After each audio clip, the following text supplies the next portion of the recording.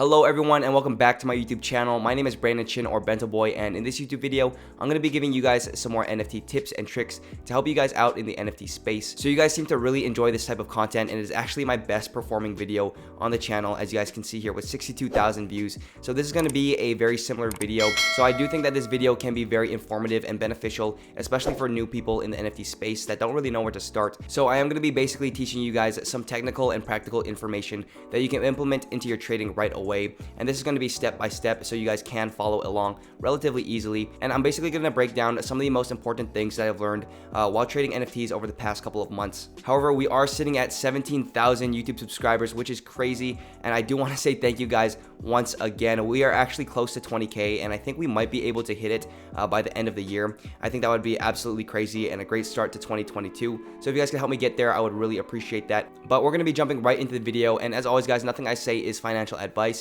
I'm just here to give my thoughts and opinions on the space. So make sure you guys do your own research and make smart decisions.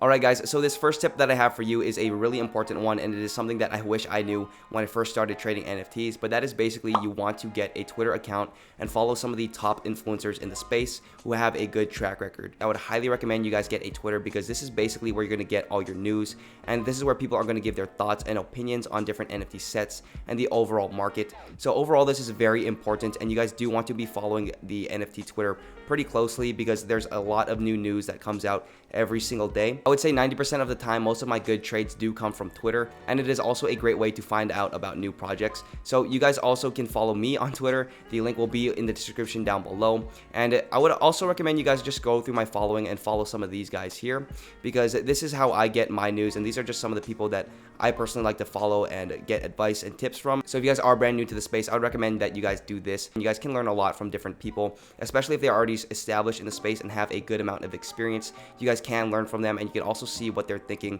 in real time. Alright guys, and this next tip is also one that I think is really helpful, and it's something that I wish I did right from the start, and that is basically to start networking and get a team or group of people that you can actually rely on. So when I got started out in the NFT space, I had this lone wolf mentality where I basically thought that I could do everything on my own, and I could research all of the projects and do all of the trading myself. However, this way of thinking, in my opinion, is kind of wrong, and you don't have to be, that lone wolf. I know it's kind of idolized, and a lot of people kind of just want to be that guy. You're not that guy, pal. Trust me. You're not that guy. However, I do think that this way of thinking is just not ideal, and it is just not the smart thing to do. So basically, the NFT space moves really fast, and it's kind of hard to keep up with everything. So if you're trying to do that by yourself, it can be really tasking, and it can take a lot of time and stress out of you. So for example, if we just scroll through Rarity Tools, we can just see how many projects come out. These are all coming out in the near future, and it's kind of just crazy. It's almost impossible to track all of these things by yourself. So the idea of this is you're going to be forming a team or people that you can trust, and you do want these to be somewhat experienced people that can bring some value to the table, and you want to pull your weight as well. But basically, you're going to go out there, on Discord, Twitter, different websites, YouTube, and find these different projects and report back to the group. So basically, by doing this, you're going to scale back the amount of work that you have to do, and you're also going to be having a lot more eyes looking over the entire space. So for example, if your friend finds a cool project that he thinks will do well, he can bring it to you, and you guys can discuss it together.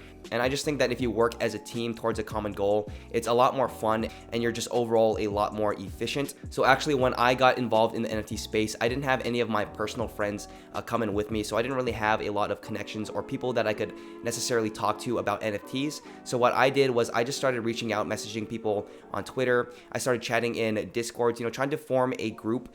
And by reaching out and DMing people, I was actually able to get in contact with several people that are now my current friends, like Brett Malinowski, Kosher Plug, Ryan D. Crypto, Amir Hussein, Crypto Gorilla, and many, many more. So overall, this is a great thing to do, and I can't emphasize how important this is.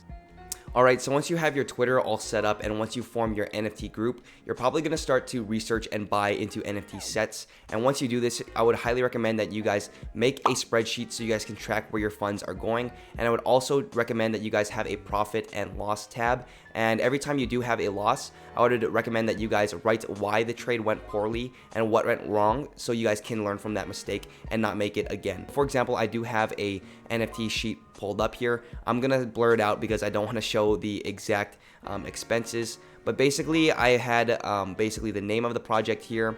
I had the total price I paid, you know, my gas price, how much I sold it for, the OpenSea transaction fee, and the cost of ETH. And then I did track my total profit.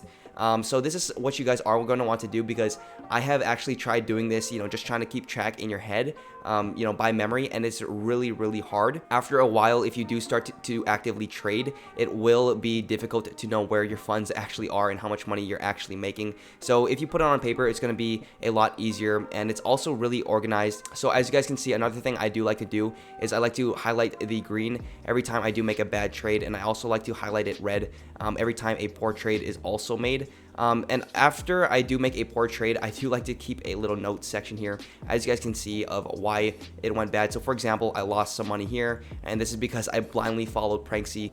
If you guys did watch my previous videos, you know exactly what I'm talking about. So as you guys can see here, I lost another 2 trades because I FOMO bought from Pranksy. This one right here, I bought pre-reveal. This one, I blindly followed another influencer. This one, I lost money because I didn't recognize the fee. This one, I was volume trading and the floor dropped. So this was basically just a gamble play. This was a FOMO buy. This one is I didn't recognize the fee. And these other ones are just from Pranksy, following him blindly, of course. And every time you guys lose money on a trade, you know, don't get emotional and mad at yourself. Just be very logical and ask yourself, okay, why did this go wrong? And how can I prevent this from happening again? And that's basically what you're going to want to write here. So for example, after all of these bad trades, I now finally realize I should not blindly follow influencers, especially Pranksy, because I have lost a good amount of money. So people like to call these failures, but I actually like to call it a learning experiences, because it makes me feel better about the money that I lost. And basically, I'm not perfect, but the only thing I can do is learn from my mistakes and try to be better next time. All right, guys, and this next lesson is also a very important one that I wish I knew, and this would have saved me a good amount of money. But it's basically to sell your losers and hold your winners, not the other way around. So I'm not calling my only one force a loser, but I will say it's losing me a lot of money. So I'm pretty down bad on this trade. So basically, a couple of months ago, I wanted to buy into a new project, but I didn't have enough liquidity to do so. So I basically had to sell something.